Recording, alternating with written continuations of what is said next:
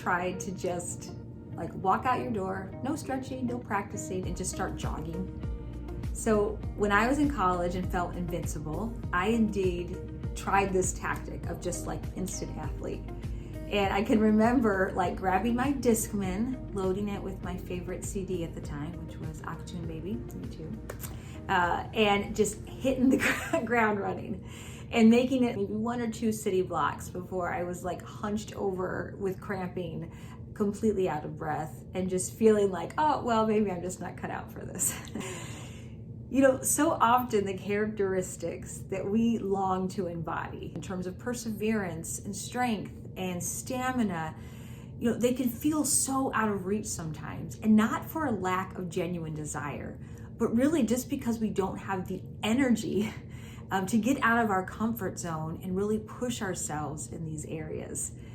So I was thinking, like, what is it? How do we get over the things that zap our energy and really impede us from personal growth?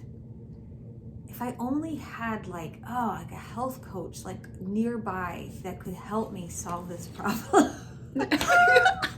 Surprise, I have one. I'm here. Good news. Just Good wish news. and I'm here. Cynthia, help me with this. Help me with this. How do we renew our energy when we're starting to feel a little stuck and stagnant? Well, so much about renewing our energy is also preventing energy loss, right? So we do the things we know we need to do that's good for our bodies and our brains and everything before we feel that. So there are some things we can do, like hydrate, for instance. If you drink half your body weight in ounces of water, you're not going to get that lull in the afternoon where you're feeling lack of energy, which is so often a result of dehydration. Yeah. Another step or another tool, we have hydrate, we also have a brain dump. This one is one of our favorites because mental exhaustion absolutely also leads to physical exhaustion. And a brain dump is a way to get all of the things up here that are taking on the same degree of urgency onto paper. And when it's onto paper and you can see it like this, you can cross off the things you can't control and surrender them, schedule the rest in your planner, and now you've given your brain a rest. Exactly. Another one is, like I said, preventative, right? If you had a breakfast that was high in carbohydrates or sugar, you're going to get that energy slump. So make sure that your meals are protein, fat, and fiber. And if you start feeling a little fatigued during the day, just try to get like a beef stick or yogurt, something that's high in protein. And then a lot of times that'll pull you out of it. So we can swap our bagel for some scrambled eggs. Yes. With spinach and Yes. avocado. Mm-hmm. Good plan. Exactly. Good plan. Another thing that helps to energize us is, I think, structure and routine. Because when you have decision fatigue, gosh, that's no joke, right? When you're making decisions all day long, what to eat, what to watch, what to wear. We only have so many decisions we can make in a day before our brain starts getting sluggish. And what a routine does is it takes out the guesswork. So when we can look on our planner, we've planned out our day and see, oh, this is the next right thing. It's really does preserve energy. And even things like laying your clothes out the night before, and definitely menu planning, meal planning helps with that as well. Yeah. And sort of associated with that is avoidance. Oh, yeah. So if you've got that in the back of your mind, like, oh, I really need to meal plan, or I really need to clean out that drawer, I really need to get a load of laundry in, set a timer for like 15 minutes, 30 minutes, 10 minutes, whatever you can do, a chunk of time where you're just gonna knock that thing out, and it's gonna get rid of all that noise in the back of your head, and you'll be able to think clearly, and that will result in more energy. Yeah, I can do anything for 15 minutes, right? And get that momentum going. Okay, another tool, take a walk. It's such a power move. I do this all the time. Yes.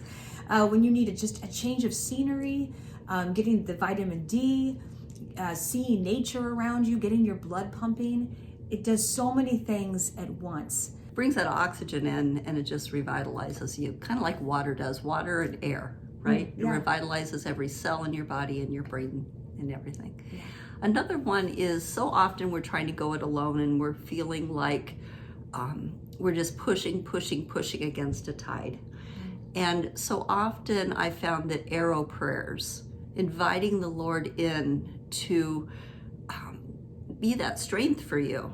Lord Jesus Christ, Son of God, have mercy on me, a sinner. Or even sometimes I'm just like, Lord, help me. And just knowing that takes a weight off my shoulder, and I feel freer and more energized. Yeah, and it's a way to settle your thoughts as well. When you kind of turn your attention onto these arrow prayers, it gives your mind a rest. And there's so many good ones. Yes. That just be always with Christ, trust Him in everything. That's my go-to with Father Thomas Hopko. It's a good one to repeat and kind of calm your soul and your mind. I like that too. Yeah. And then connect with others. I know it's so tempting when you're feeling drained to isolate, because I've been there, right? You think the last thing I can do or have the energy to do is get out and be with people. And sometimes it is wise to conserve your energy, but other times community is exactly what we actually need. Yeah. And so often God comforts us, He encourages us, He energizes us through each other. And almost all of the time when I have thought, should I go, should I not go, and I've gone and had warm interactions, I've always come away feeling renewed stamina. Yeah, me too. Experience. Me too. Another one is a consistent bedtime. And again, this is a preventative thing too, right? If your body knows when to go to sleep and when to wake up, and this is consistent, your circadian rhythm is consistent, often you're not going to need that nap in the afternoon. But if your body's mixed up, if you're not going to bed consistently or getting up consistently, and you're seeing blue light at night, for instance, on your devices and everything, and it's making serotonin, and your body's like, oh, it's time to go, not wind down. If you keep confusing it, it's going to wonder, when is the time to slow down and when is the time to speed up? So keeping that consistent bedtime and good sleep hygiene habits is going to go a long way. That's a big one. Yeah. And our 10th tool is gratitude. Yeah. So, when we are stuck in a negative perspective, it really feels like you're trying to operate with like these heavy weights chained to your ankles. Everything feels hard.